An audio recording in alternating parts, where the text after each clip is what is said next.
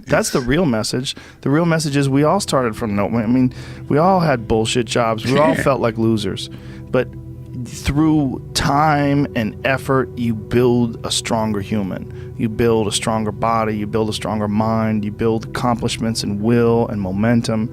And then you look back and you go, hey, man, I'm not washing tables anymore. You know, I'm not washing dishes. I'm not cutting lawns. I'm not digging ditches. Yeah. You know, I'm a different person now, but I used to be. And these desire not to be that, but not to stay in that. That's what.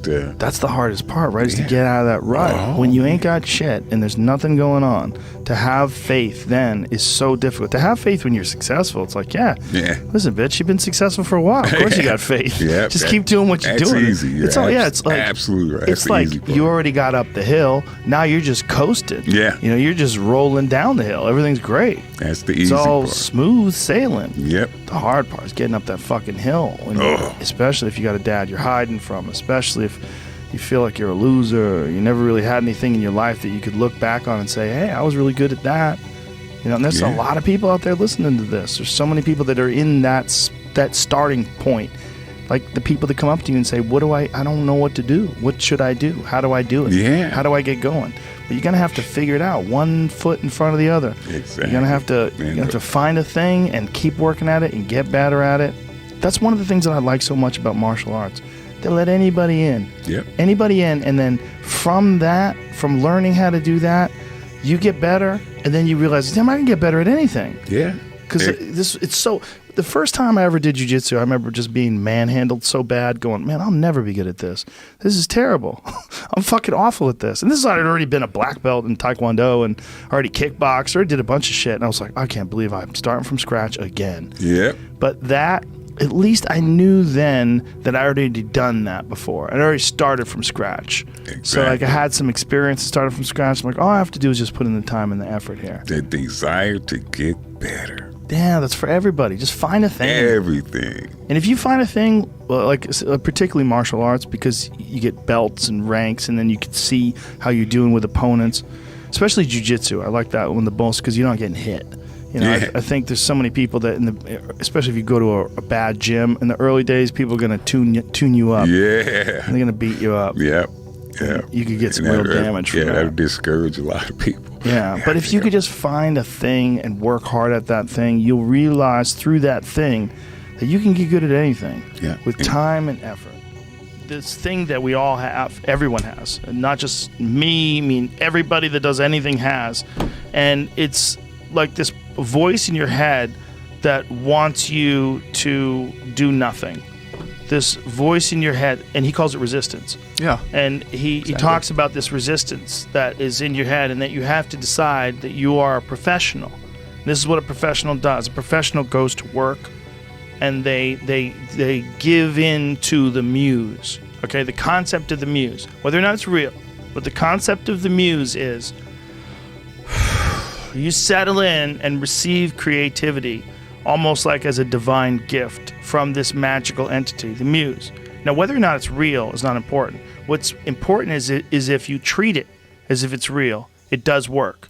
And what works is if you dedicate your time and your focus, like realistically, with a professional, disciplined effort to creativity. You show up every day like a professional, but you show up to be creative. If you just do it on a regular basis, ideas will come to you. Where are these ideas coming from? Well, his concept was to think of it as you're a professional and you're getting these ideas from the muse. And this is what you do. You show up and you do the work, you focus on it, and these ideas will come to you. And that's really true. If you really stop and think about it. If you write something, whether it's the most brilliant thing you've ever written or whether you're not good at editing and it turns out to be dog shit, where's that coming from, man? You're just sitting down in front of your laptop and these thoughts are coming to you and all of a sudden you're talking about a kid who's riding a bike and he gets attacked by a werewolf. Like, where the fuck is this coming from?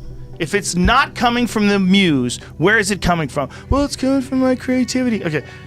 Do you know how to access your creativity like you can blink? No, you don't. Do you know how to access your activity like you can lick something or perform any sort of physical function that's repeatable? No, you don't. It's a non-repeatable thing. Treat it like it's magic. But treat it like you're a professional and you show up to engage with the magic. So every day, at the same time, you sit down in front of your keyboard and you start working. And just put in the work, and force yourself to do it. You force it like a muscle, like the same muscle that you develop when you go running every day. And then you get to the point where like 7 days in, you start fucking feeling good running. Right. So you start to feel like you're good at it. You start feeling like you're getting better. Yeah. Because you're putting in the time. Everybody's different. Everybody's similar, but everybody's different. And your attitude has a giant effect, not just on your life, but on other people's lives around you. That's the other thing about it. Those I can't catch a break guys, get them the fuck away from me. I can't be around those guys. I don't want to hear that shit. I don't buy it. Because everybody has bad breaks. Yeah. I've had a shit ton of bad breaks. But you know what I did? I stayed up. Yeah. And I thought through it. And I figured out what the fuck I did wrong. And then I went back. It's like I fucked up everything I've ever done 100 times. There's no other way to do it. And I've had a bunch of shitty breaks. Everybody has. But you got to realize when you have those shitty breaks what that is. It's an opportunity for you to reassess, reboot, get better, figure out another way, find another way through. It's just little challenges. And the people that look at those challenges and go, why do I always have these challenges? They're cancer.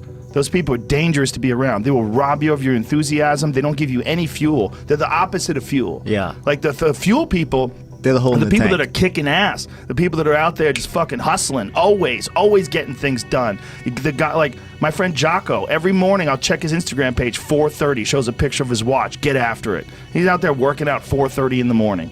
He does it every fucking morning. Why? Because he doesn't want to. And that's how you do it. You go and get after it. You don't make any excuses. And those kind of guys are fuel.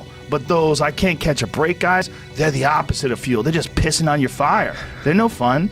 And the people that surround them are all idiots. Because only idiots want to be around I can't catch a break guys. Yeah. Only the dummies stick around. After a while, even if they're your good friend, you got to be like, bro, you got to fucking stop. You got to stop with all this I can't catch a break bullshit. All the time you're complaining, you could be instead hustling. You could be instead chasing your dream. You could be instead figuring out what you're doing wrong, trying to improve certain aspects of your life, getting your shit together, reading a book, meditating, something.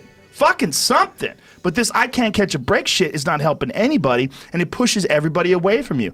But some people, they get caught in that pattern, and it might be their parents, it might be how they were raised, somebody might have told them they were useless real early on, it's stuck, and they never feel like they get enough reassurance. They never feel like they get enough motivation.